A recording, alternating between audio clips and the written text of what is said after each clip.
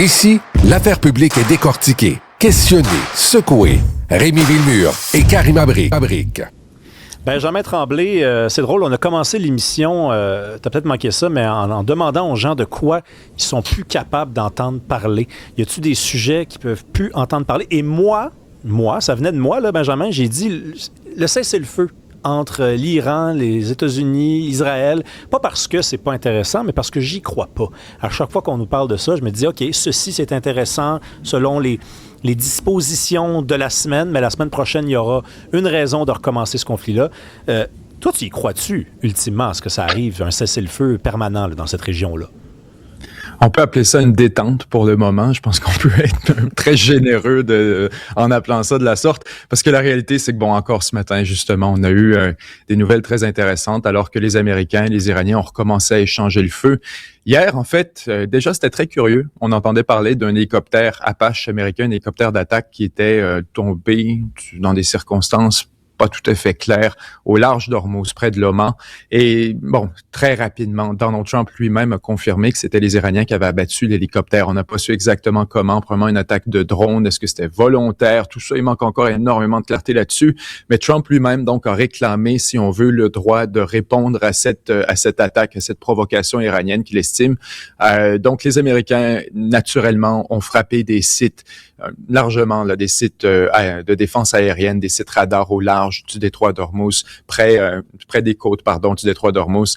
Et c'est ici qu'on se tient en ce moment. Probablement que les Iraniens vont aussi répondre. En fait, ils ont déjà lancé quelques attaques, non pas contre les Américains directement, mais contre la Jordanie et contre le Koweït. Donc, on voit la logique ici. L'intention des Iraniens, c'est vraiment d'exercer de la pression sur les alliés des Américains. Essayer, bon, c'est l'objectif final, c'est d'essayer d'expulser les Américains de la région. Puis la meilleure manière de le faire, c'est maintenant de négocier avec les pays qui hébergent ces bases et qui ont constaté que non seulement c'est un risque que d'héberger ces bases en tant que telles, puisque ça ne nous défend pas, au contraire, ça invite à l'attaque, mais encore plus que les Américains ne sont pas une bonne garantie de sécurité. Les Américains, plusieurs fois, ont été prêts à abandonner tout le monde, à dire allez ouvrir Hormuz vous-même, puis arrangez-vous. Alors bon, ce qu'on voit de plus en plus, c'est que les Iraniens ont compris cette mécanique et ils essaient de l'exploiter à leur avantage dans les négociations. Vraiment, c'est une humiliation pour les Américains. Il n'y a pas d'autre manière de le dire, Rémi.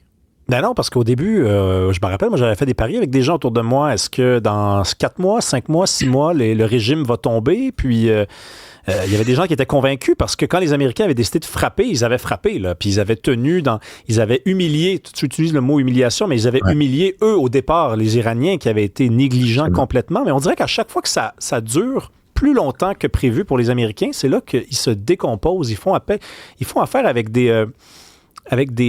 adversaires qui ont peut-être plus de cœur au ventre pour mener des grandes guerres. Ouais, puis s'il y a quoi que ce soit, on dit souvent, t'es mieux de te taire puis d'avoir l'air d'un idiot que de parler puis d'en donner la preuve. Les Américains ont donné la preuve de leur incapacité à agir puis à contraindre l'Iran quoi que ce soit au Moyen-Orient. On en avait un soupçon, on s'entend depuis très longtemps. Vous aviez l'Iran qui, était quand même une force déstabilisatrice dans la région, attaquait régulièrement les intérêts israéliens, les intérêts américains. On ne se gênait pas non plus pour projeter son influence à travers l'axe de la résistance, etc.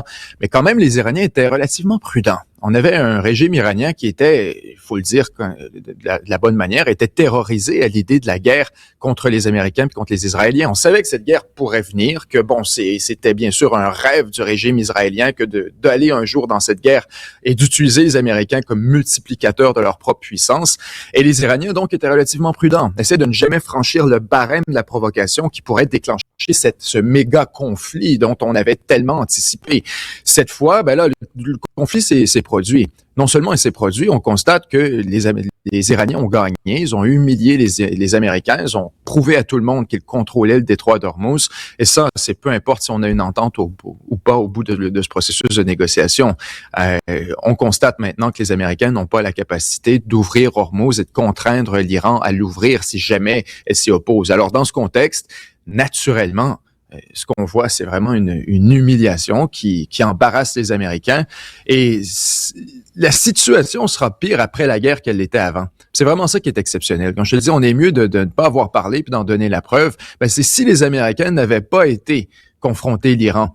on aurait quand même un Iran qui était beaucoup plus prudent. Cette fois, on vient d'exposer l'imposture au grand jour. Donc, si j'étais le régime iranien, au lendemain de cette guerre, je serais encore plus défiant. Mes alliés seront encore plus alignés avec moi. J'ai encore plus de capacité de les financer. Alors, les Américains ont commis une bourde stratégique qui va les suivre pendant des décennies. Oui, puis c'est sans nous rappeler.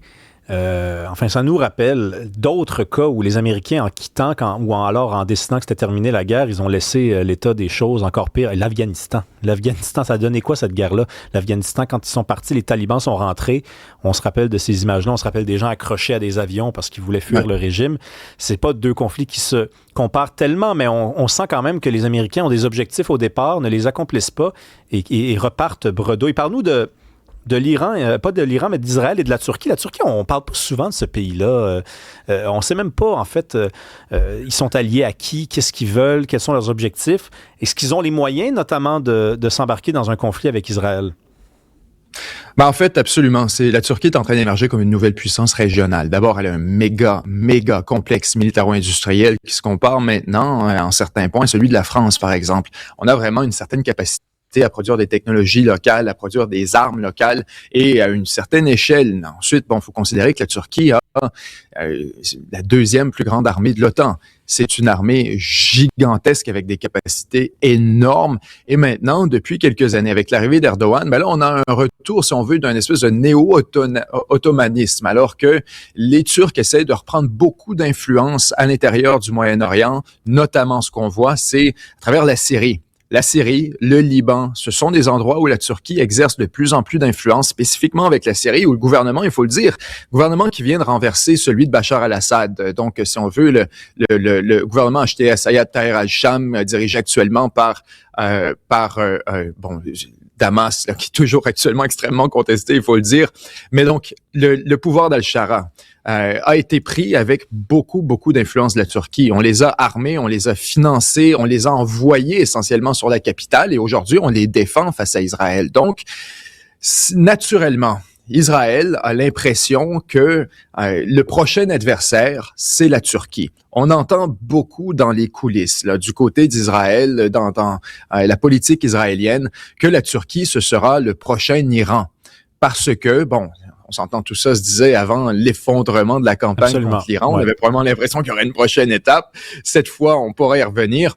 Mais nécessairement, c'est qu'on voit la Turquie comme un plafond, si on veut, à la marge de manœuvre israélienne dans la région. On a l'impression que la Turquie est le seul qui a la capacité à contraindre Israël. Puis là-dessus, c'est absolument vrai. Israël a comme politique nationale, comme doctrine de défense, de s'assurer qu'il n'y ait aucun État fonctionnel dans un rayon de 1000 kilomètres de ses frontières. Il suffit de regarder une carte du Moyen-Orient pour comprendre de quoi je parle. Alors là-dessus, nécessairement, la Turquie est considérée comme une menace et elle sera éventuellement considérée comme telle au sens opérationnel. Mais aucun État fonctionnel qui lui est hostile, parce que l'Israël n'a pas de problème avec des États, des pétromonarchies qui prennent son côté lorsqu'il y a des conflits qui impliquent ses voisins. On pourrait dire des États cohérents, tout simplement. Parce que la réalité, c'est que ces États, justement, ces pétromonarchies, c'est ce qui est en train d'être exposé en ce moment. Puis ce sera fascinant, Rémi, les prochaines années au Moyen-Orient, parce qu'on constate que beaucoup de ces pays ne sont pas viables, n'ont jamais été viables. Ce sont effectivement des pétromonarchies qui vivent de la rente pétrolière. Et si on prend, par exemple, le Bahreïn, vous avez au-dessus de 50% de la population qui sont des travailleurs étrangers, qui sont bangladeshis, qui viennent du Pakistan, qui viennent ou encore de l'Inde, qui viennent un peu partout à travers la région pour venir, si on veut, maintenir cette société artificielle. Si on regarde les Émirats arabes unis, c'est plus de 90% de la population qui sont des travailleurs étrangers qui viennent encore une fois maintenir cette espèce de château de cartes. Château de cartes qui dépendait de deux trucs, la stabilité, la sécurité. Les deux étaient fournis par les Américains, étaient fournis par un Iran qui était relativement, si on veut, maintenu en échec. À partir du moment où tout ça s'effondre, ces sociétés ne sont tout simplement plus viables. Donc là-dessus, je pense que Israël a gagné. Israël, c'est échec et mat. On n'aura aucun pays viable à l'intérieur de 1000 kilomètres. Merci beaucoup, Benjamin Tremblay. On se parle demain. Merci à vous.